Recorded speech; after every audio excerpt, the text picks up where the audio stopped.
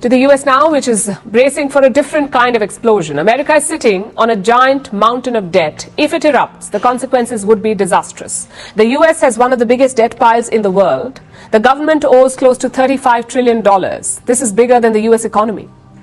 America's GDP is around $28 trillion and their debt is $35 trillion. So America's debt is 123% of its GDP. Clearly, the government is borrowing beyond its means. And it continues to borrow. Whenever the government runs out of cash, it borrows more money, it issues more bonds, but it fails to contain its spending. This is a dangerous trajectory, and now the IMF has sounded an alarm.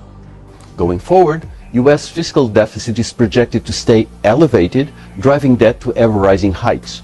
That pushes up interest rates and the dollar, contributing to tighter funding costs in the rest of the world.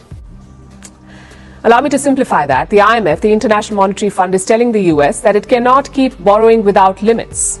Also because this has consequences for the whole world. America's rising debt is pushing up interest rates around the world. It is also raising the cost of loans. So the US will have to find a way to tame its borrowing because it poses a risk to global financial stability, and that is the warning from the IMF. Which brings us to the question, why is it coming now? Why did the IMF not raise this earlier, and why are they doing it now? Because earlier, America's debt was considered safe, and for good reason. The US has never defaulted on its loans. It has the world's biggest currency, the USD, which is also the world's reserve currency. And this allowed the US government to get away with a lot. But today, US debt looks risky. And one major reason for that is the interest. Let me show you some numbers from last month. Every 100 days, the US has added $1 trillion to its debt.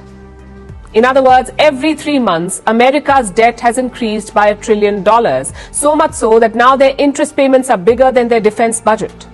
This year alone, the US will pay $870 billion as interest on loans. $870 billion is the interest. Do you know what their defense budget is? $822 billion.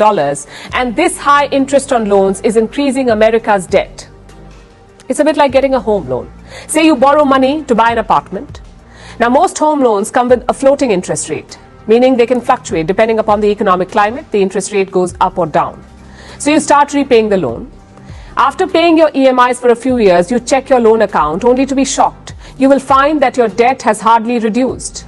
You've been paying your EMIs on time, yet you have a significant debt burden after years of payment because the bank has been recovering the interest all this while. And this is a classic debt trap situation.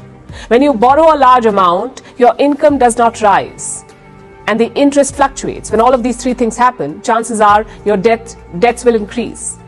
And the US government is in a similar situation. Top American bankers are concerned, like Jamie Dimon, the CEO of JP Morgan Chase, or Brian Moynihan, the CEO of Bank of America, and BlackRock CEO Larry Fink.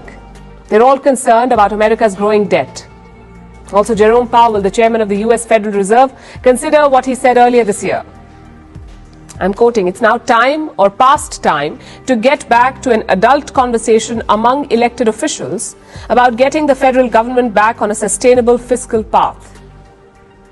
And this advice makes sense. He wants the US government to reduce expenses and find ways to increase its income and start reducing its debt pile. This is common sense. But so far, Washington has not been able to move in this direction. They don't even seem inclined to. Every year, Democrats and Republicans clash with each other over the debt limit. That's the legal borrowing limit for the US government, the debt ceiling. Every year, the US government finds itself on the brink of a shutdown. There's a clash over this debt ceiling, and after a few rounds of back and forth, they always resort to more debt to keep America running. American politicians seem to have only one strategy: run their government by borrowing more. But going forward, they will have to course correct and contain the debt because the stability of the US economy and potentially the global economy depends on it.